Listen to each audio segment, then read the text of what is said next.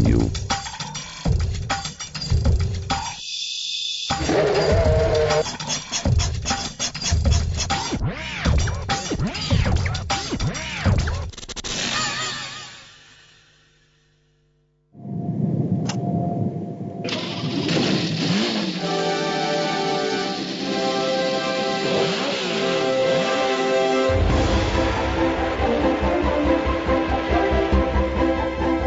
For over 50 years, Formula One has been two contests.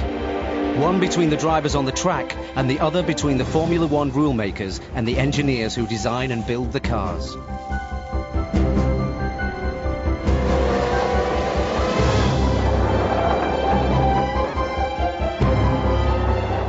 Because of this, Formula One is the most technologically advanced sport in the world. Its engineering is more aeroplane than automobile.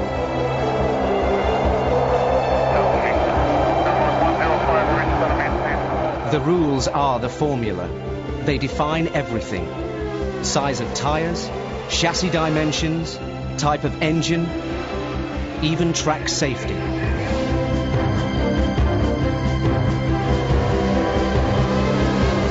Formula One, like a game of chess, played at 300 kilometers an hour.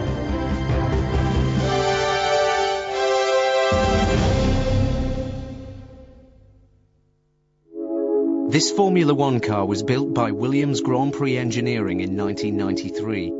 It's called an FW15. Alain Prost won the World Drivers' Championship in it. Underneath its carbon fiber skin is a treasure trove of computer-controlled hydraulic hardware. The FW15 had traction control, electronic engine management, a computer-controlled semi-automatic gearbox, and active suspension. Without electronics, the car would have been impossible to drive. It remains the most technologically advanced racing car ever built. We were adding such a high degree of complexity to the car with all of the suspension electronically controlled, but in immense power that the engineer could then have to literally fly this low-flying aircraft at any attitude he wanted, make it compensate, roll into the corners instead of rolling out, all sorts of powers we had.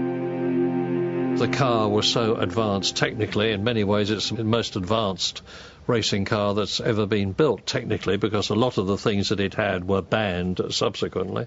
The FW15 was banned at the end of the 1993 season. Formula One's rule makers, the FIA, were concerned about three aspects of this generation of Formula One cars. Track speed had become dangerously high.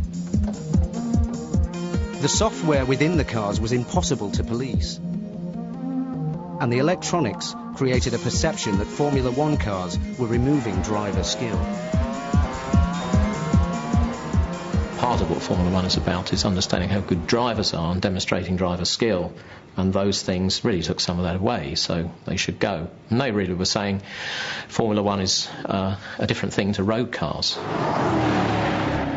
But road cars are increasingly important to Formula One. The big car manufacturers are moving in the hope that the technical glamour of racing will rub off on their products.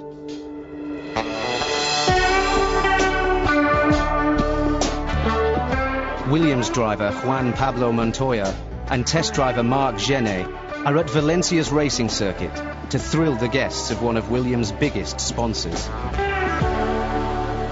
They'll do this in a road car stuffed with electronic driver aids to make it easier to control. But they'll turn off the most vital driver aid, stability or traction control.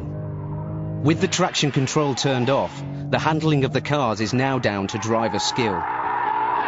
They can perform maneuvers impossible with the electronics fully engaged.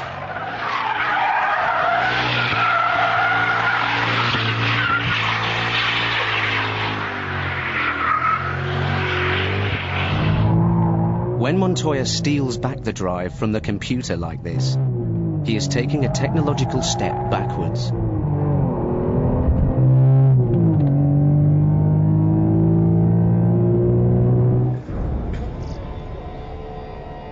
another racetrack, Silverstone, England. This is what Montoya calls his office. A Formula One car is a different species from a road car. It has no doors, and to save weight, it doesn't even have a built-in starter motor.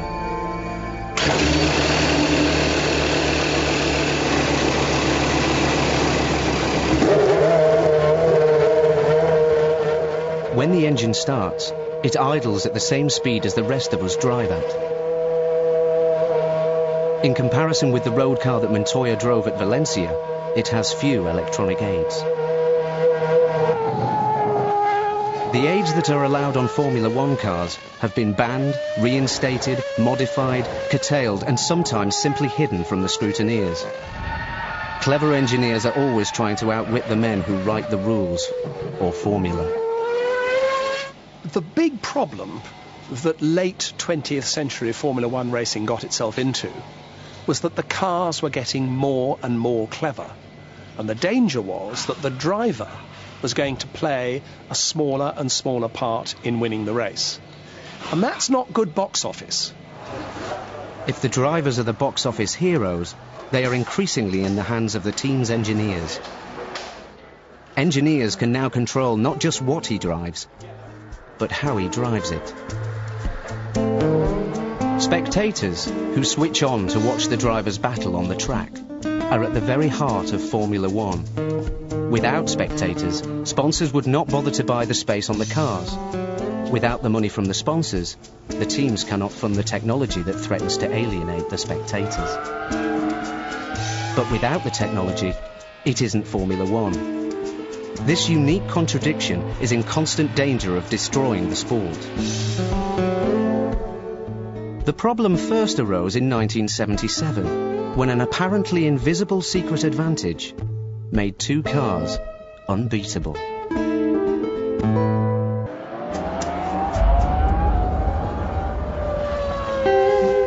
Since the late 70s, Formula One cars have looked less like cars and more like aircraft. Instead of the cigar-shaped, streamlined racers of previous eras, these cars of the new era evolved into extraordinary pieces of secret technology. The first were the sinister black Lotus 78 cars, designed by Colin Chapman.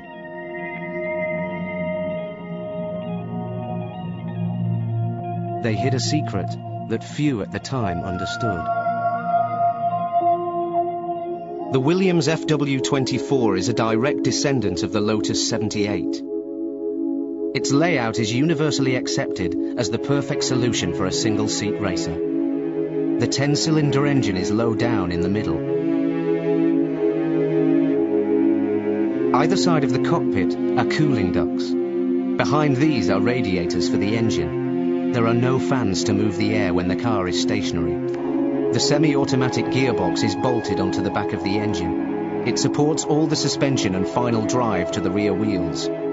Tucked between the engine and the driver is a self-sealing bag holding about 100 litres of fuel. The car's bodywork is entirely aerodynamic, moulded from carbon fibre composites. A rear-wheel drive road car's layout has not changed since the 1930s. The body is a steel shell called a monocoque. The engine is mounted between the wheels at the front.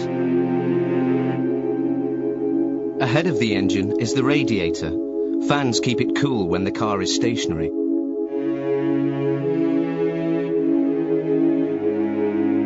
Bolted behind the engine is a gearbox.